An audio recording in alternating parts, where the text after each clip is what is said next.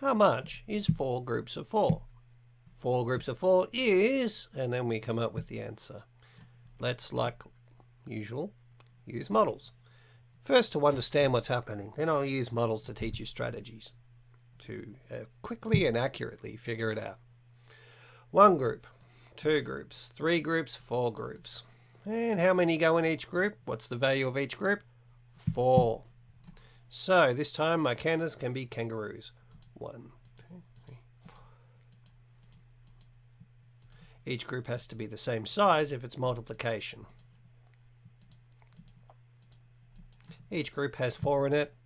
4 groups of 4. Now let's add them up. How can we do that?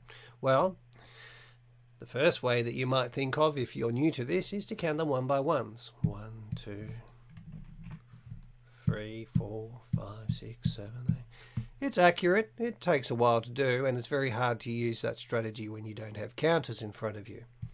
Well, can you think of another way? You can count by 4s if you know how. 4, 8, 12, 16. That's skip counting by 4s. If you don't know how to do that, you could whisper skip count by 2s. 2, 4, 6, 8, 10, 12, 14, 16. Any other ways? Sure. You might recognize this as 2 groups of 4, which makes 8. Because double 4 is 8. So it's a double, and then it's the same again. So there's an 8 here and an 8 here. That's why they call this the double-double strategy. Start with 4, double it, 8, then double 8. 16 altogether. Well, let's make that. 4 groups of 4 is 16. Now I'd like to show you this using a different way.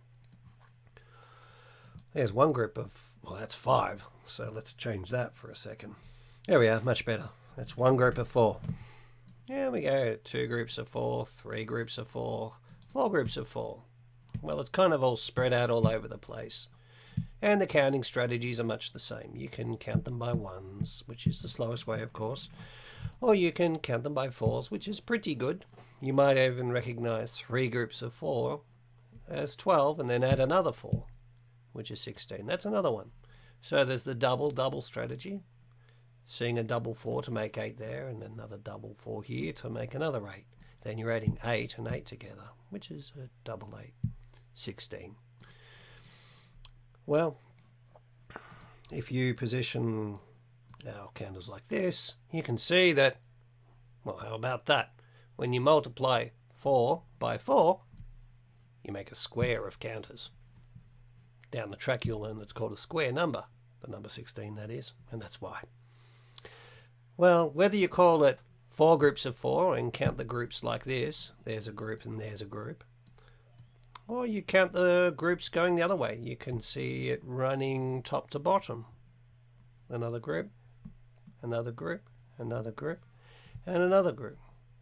Or perhaps you can see another way of counting them. You might see a group here and another group here. And you can see there's 4 groups of 4 counting the groups that way. So there are different ways of doing it. Remembering it, you can count the groups of 4 like this and count the groups coming down this way. Or you can count the groups also like this. It can also be called 4 by 4. It's 4 this way and 4 that way. So 4 by 4. 4 multiplied by 4. Well, 8 wouldn't be the answer, would it? Let's fix that. That would be 4 plus 4. And we're multiplying, not adding. So we need to be careful about that stuff, hey? 4 multiplied by 4 is 16. 4 by 4 is 16. Typically spoken of as 4 by 4 or whatever you're multiplying when you've got them laid out in an array. Or you can go 4 times 4 because we put it down 4 times. Sometimes you can say 4 times 4 because it's 4 times larger. it takes up more space or more volume. Anyway, I hope this helps you understand what's happening in multiplication and some efficient and accurate strategies to work it out too.